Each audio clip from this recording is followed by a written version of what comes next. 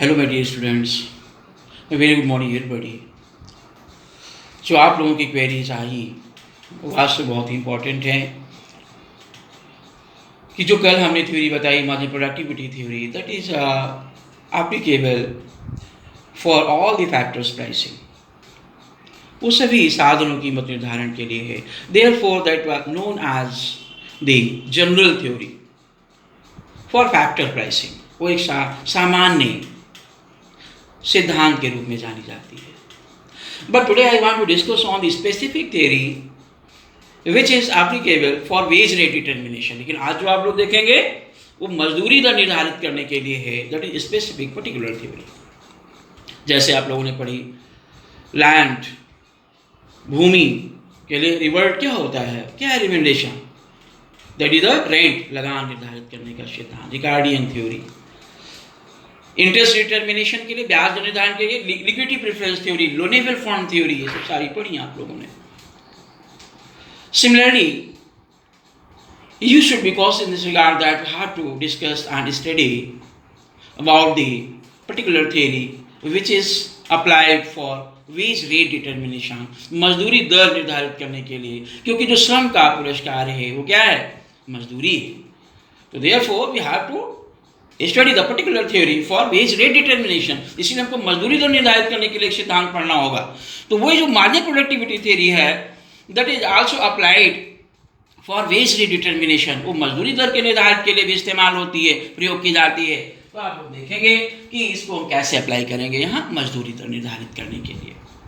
We have already told you that the wage rate depends on the marginal productivity. मैंने पहले ही पढ़ाया था, बताया आप लोगों को कि जो मजदूरी दर है सीमांत उत्पादकता पर निर्भर है। कभी कभी क्वेश्चन इसे पूछ दिया जाता है कि मजदूरी दर किस पर निर्भर करती है, तो ऑप्शन दिया होगा मार्जिनल प्रोडक्टिविटी। तो ये ध्यान रखने की बात है। दूसरी इंपॉर्टेंट चीज क्या है, in order to explain this theory we have to divide the market into two categories. हमें दो वर्गों में बांटना पड़ता है। कौन कौन से, perfect competition and imperfect competition, पूर्ण प्रतियोगी बाजार और अपूर्ण प्रतियोगी बाजार। तो now we have earlier taught you under the perfect competition market the price of the product is decided by the mainly two forces. क्या उनके फोर्सेस के नाम हैं, दो शक्तियां कौन सी हैं, market demand and supply. Similarly यहाँ भी श्रम बाजार में अब हम लोग हैं। तो श्रम बाजार में भी अगर देखें तो हमारी परफेक्ट कंपटीशन में कौन मजदूरी दर निर्धारित करेगा, तो वही दो शक्तियां, supply and demand. So now yeah, we are going to study this market, the perfect competition market. Perfect competition market. ये perfect competition market किसकी है, ऑफ लेबर, इस श्रम की है, because now firstly we are going to decide the wage rate under the perfect competition। दो शक्तियां निर्धारित करेंगी। Now so the units of labor on the x-axis and wage rate, मजदूरी दर on y-axis। Now draw the specific curve, you know it, demand curve or market demand curve। Secondly, supply or market supply curve, but this demand and supply are of labor, ये श्रम के हैं, वस्तु के नहीं है। तो wherever we find the equality between these two things, these curves are mutually intersecting at the point E, therefore we find the equality, supply is equal to demand। आप कह सकते हो demand is equal to supply, ठीक है, इनमें कोई अंतर नहीं होता। तो now here what is the equilibrium, that is the E point, because here we find the equality between supply and demand or demand and supply।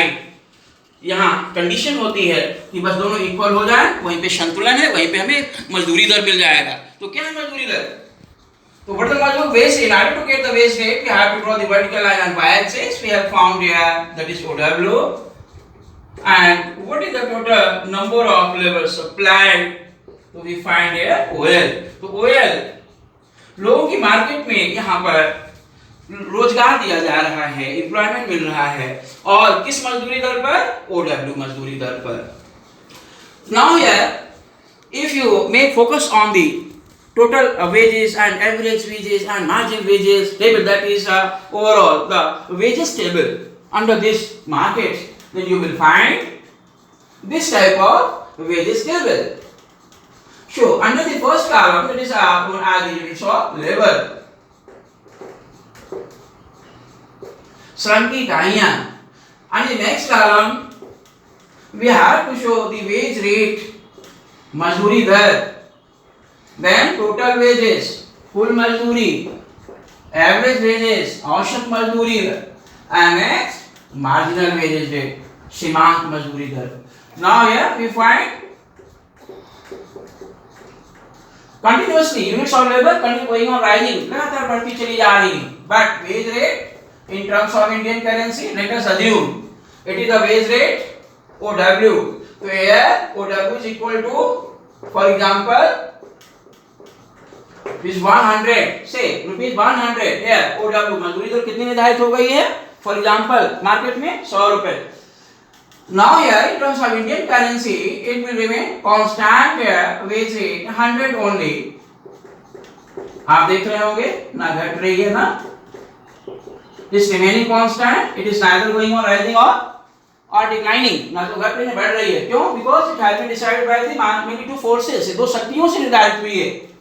बाजार ने कोई फर्म नहीं डिसाइड कर सकती है. जैसे पब्लिक कंपटीशन मार्केट में आपने प्रोडक्ट केस में पढ़ा था.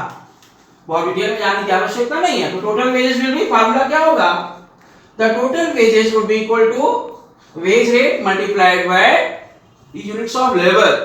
वेज रेट मजदूरी दर इनटू यूनिट्स ऑफ लेबर. तो 100 ही रहेगा. देन 2 से मल्टीप्लाई कर देंगे 200, देन 3 से करेंगे 300 and so on. You can easily calculate the additional value. 400, 5, 6 and 7. The average wages will be, formula क्या होगा average wages का? Divided by units of labor. से डिवाइड कर देंगे. जैसे 100 divided by 1 तो 100 ही रहेगा. 200 divided by 2, 100, 300 divided by 3 and so on. You can easily calculate. So it is also remaining same. Right? तो average wages and wage rate दोनों same है. Then it is a TW, total wages, marginal wages का formula हमने बताया था आप लोगों को. Marginal wages just like the same marginal utility or the marginal revenue. Similarly, we can estimate here also. MUN is equal to TWN minus TWN minus 1. Similarly, you can apply here also. Say 100 initially, it will remain same. Then 200 minus 100, 300 minus 200, 400 minus 300, and so on. You can easily calculate. It is also remaining same or constant. तो आप देख रहे होंगे जो 3 columns हैं, average wages, marginal wages and wages, तीनों एक दूसरे के इक्वल हैं, सेम हैं. तो now what is the requirement here in order to decide the equilibrium of the firm. के लिए हमें क्या चाहिए? हमें दो कर चाहिए, marginal wages and average wages. तो ये तो सेम ही है. तो now we have to show the units of labour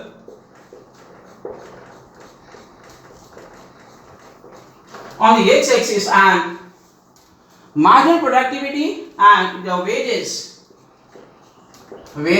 and productivity on the y-axis. You have to show y-axis पे ड्रॉ करना होगा क्या क्या चीजें, wages and productivity y-axis पे and units of labor on x-axis is the point of origin. यहाँ हम एक फर्म के लिए, पर्टिकुलर फर्म के लिए हम क्या डिसाइड करने जा रहे हैं? We are going to decide the equilibrium under the labor market, under the perfect competition market. So now here we have the requirements of the mainly 2 types of the curves, average wages and marginal wages. So now here whichever the wage rate has been decided here, so at the same wage rate, that this firm or the each firm will make supply of the labor. इसी मजदूरी दर पर जो आपने OW यहाँ पे decide की industry में या मार्केट में, तो सेम वेज रेट पे, that is we have assumed equal to 100, same wage rate पे ये लेबर की सप्लाई करेगी. तो एवरेज वेजेस कैसा होगा? तो that would be parallel to X axis or in straight line horizontal line form, एक क्षैतिज रेखा के रूप में. तो नाउ दिस कर्व इज दोनों एवरेज वेजेस और मार्जिनल वेजेस, ये दोनों एक ही नाम इनके हैं. क्यों हैं? क्योंकि यहाँ देख सकते हैं एवरेज वेजेस और दोनों इक्वल हैं आपस में. Marginal wages is equal to average wages, इसीलिए दोनों के नाम एक ही होंगे। दूसरी चीज है हॉरिजॉन्टल फॉर्म में क्यों है, what is the main reason behind it, इसलिए क्योंकि they are neither on declining not rising, क्योंकि ना तो बढ़ रहे हैं ना घट रहे हैं, ये कांस्टेंट, इनकी वैल्यू देखिए कांस्टेंट है कि नहीं है, तो इसीलिए क्या होगा, कर्व भी कांस्टेंट होगा। Therefore it goes to be in horizontal line form, इसीलिए क्षैतिज रेखा के रूप में हो जाता है। So now we find here this is average basis and marginal basis. And next requirement, we have the requirements of the maybe two types of additional two types of curves also.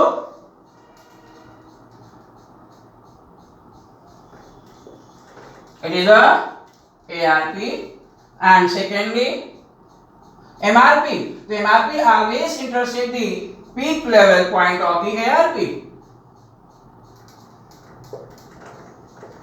So now what is the condition of equilibrium? So condition is where MRP will be equal to marginal wages, और second condition क्या है कि the MRP cuts marginal wages from above, ये वहां नीचे से काटता था लेकिन यहाँ ऊपर से MRP कट करेगा। देखिए MRP आ रहा है और ऊपर से कट कर रहा है। So at the point E we find the equilibrium. Here we find the what is the supply of the labor, that is OL. So in this way we have decided equilibrium. अगर हम देखें यहाँ पर जो equilibrium की condition जो हमारे पास आ रही है, तो that is the point, that is the E point should be considered as the equilibrium. यही हमारा इक्विलिब्रियम है, क्योंकि यहाँ पर दोनों कंडीशन हमारी फुलफिल्ड हो रही है। कौन कौन सी कंडीशन फुलफिल हो रही है? Firstly MRP is equal to MW marginal wages, and secondly MRP cuts MW को फ्रॉम अबव, ये ऊपर से काट रहा है तो इसलिए इक्विलिब्रियम हमारा हो गया। तो now we have decided here the equilibrium of this firm, particular firm, and what is the total number of the labor, units of labor which have been supplied by this firm, how many units of the labor have been employed by this firm. So here we observe the total number of the labor have been employed by this firm, right? We have formed the equilibrium. So in next day we shall discuss about the imperfect competition market.